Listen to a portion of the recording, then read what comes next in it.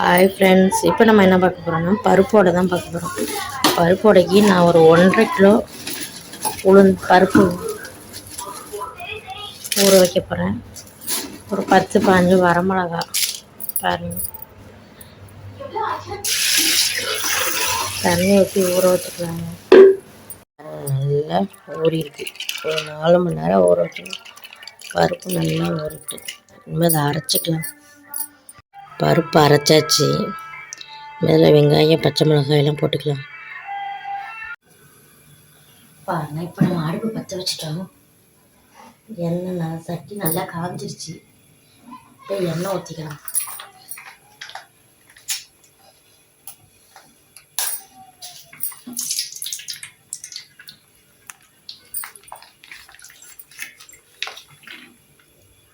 பாருங்க, நல்லா பிசைஞ்சிட்டோம். நல்லா கலந்தாச்சு. இதில் இப்போ வடை சுட ரெடி பண்ணிடலாம். நல்லா பிசைஞ்சிக்கலாம்.